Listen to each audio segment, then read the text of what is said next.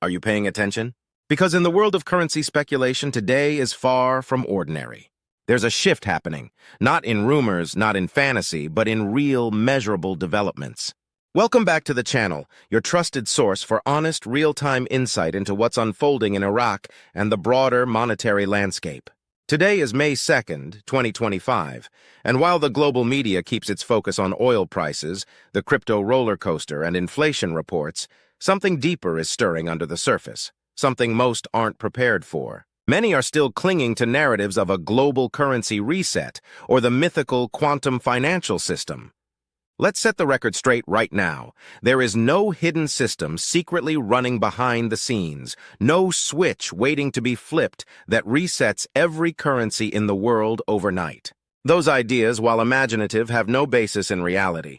If there's any actual infrastructure emerging that resembles a new global payment network, it's Ripple and its XRP-based system. And that's it. No magic, no mystery. Real change doesn't come from fantasy. It comes from policy, planning, and action. And that's why we're focused on Iraq.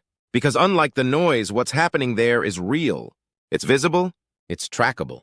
The country is undergoing a transformation in how it manages money, how it builds trust in its banking sector, and how it positions itself for long-term stability and growth. We're not watching from a distance. We're listening to voices on the ground, studying reports, following legislative changes, and examining every economic signal that points toward reform. Just recently, Guru Samson brought attention to a key article from the region. The headline highlighted a major rise in non-oil revenues in Sudan. At first glance, that might seem disconnected from Iraq, but it's actually a clear signal. Countries in the region are shifting their economic models. Iraq is doing the same. By expanding revenue beyond oil, nations like Sudan, and Iraq by extension, are building resilience. This is a foundational step in any move toward revaluation. You can't peg your currency on just oil anymore. The world's watching, and Iraq is sending the message that it's preparing for a broader, more diversified future. Central to this transformation is a man whose name keeps coming up, Alak, the governor of the Central Bank of Iraq. He isn't just another bureaucrat. He's a key figure in this story, a man trusted with the implementation of Iraq's monetary reform. According to longtime intel provider Walkingstick, Alak is holding the timing and the execution of Iraq's next big move. He doesn't act on his own timeline.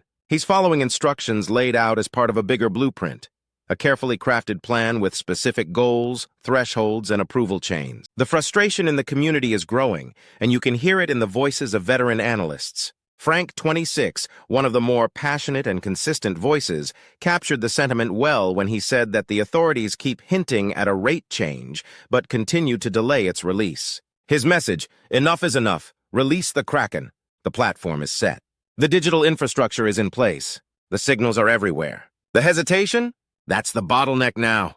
On the ground, reports from Iraqi citizens and military personnel reveal an issue that's been around for years but is now coming to a head: dual exchange rates. People can buy dinar at market rates on bases or from private dealers, but banks only offer the official central bank rate. That discrepancy has created distrust, and distrust is poison for any monetary system. Guru Maxis confirmed that this gap is one of the biggest reasons citizens don't deposit dinars into the banking system. If you can't trust that the value you receive reflects the true value of your money, why would you participate in formal finance? This is why any revaluation isn't just about numbers.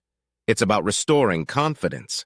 And that doesn't happen overnight unless everything is in place. Intel guru Martz noted that today's headlines from Iraq feel eerily similar to what emerged from Kuwait just before their historic currency revaluation. Back then, it was political noise, budget delays, hesitation in markets, and then, suddenly, the change. No announcement, just action. One night, everything was different. MilitiaMan, another well-known voice, is looking at the numbers, not just the tone. He referenced a powerful article that stated Iraq is in a prosperous phase despite global financial turbulence. A government advisor confirmed inflation remains under 4% annually, an impressive achievement. That tells us Iraq is maintaining monetary discipline. Low inflation is critical. It means Iraq is not only controlling its money supply, but it's creating the kind of stable environment necessary for trust in any new exchange rate. Investors and citizens alike need that assurance. Let's consider Iraq's budgeting strategy. The nation has based its current budget on a conservative oil price of $40 per barrel, but today's prices hover well above $60. This means Iraq isn't in crisis, it's running a surplus. But they're not spending recklessly. They're prioritizing. Core infrastructure projects and essential reforms are moving forward, but non-essential upgrades are on hold. This cautious optimism is strategic. Iraq doesn't need a revalued dinar to survive. But a new rate? That would shift them from stability to growth. It would unlock dormant capital, attract more foreign investment, and fuel the domestic economy. The sense of urgency is growing. Guru Yada warned that further delays could throw off everything that's been coordinated. There are billions, $26 billion in fact, worth of oil shipments that haven't moved to Turkey. And the only missing ingredient? The new rate.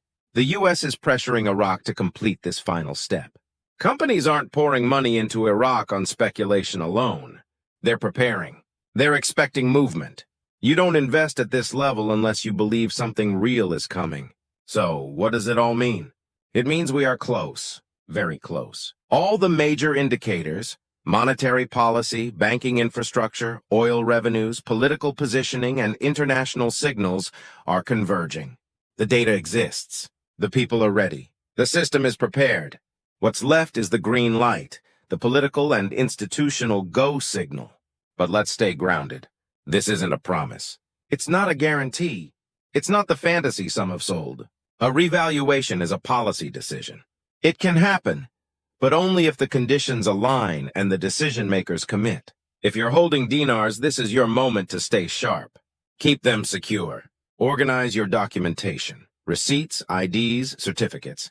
When the time comes, only exchange through licensed, regulated financial institutions. Be wary of scammers. And more importantly, stay informed. This isn't a time for reckless hope. It's a time for strategic awareness. Even if you don't hold Iraqi dinar, what you're watching is monumental. You're witnessing how a country rebuilds its monetary system from the ground up. If Iraq succeeds and follows through with a real, well-structured revaluation, it could inspire similar reform movements across emerging nations like Laos, Cambodia, and Vietnam. It would show the world that even countries labeled underdeveloped can rise with structure, planning, and financial integrity. That's the real story. That's why we watch. That's why we track every article, every signal, every subtle move, not for hype, but for truth, for financial awareness, for historical perspective. You've just heard a comprehensive real-time analysis based on the work of dedicated intel providers, Samson, Walkingstick, Frank 26, Maxis, Martz, MilitiaMan, Filu, Mnt Goat, and Yada. These aren't just names. These are the analysts, translators, and boots on the ground who have spent over a decade watching Iraq inch toward this very moment. And now, it looks like the pieces are finally coming together. Until next time, stay safe, stay smart, and stay aware. Because this isn't just financial news. This is history unfolding right before your eyes.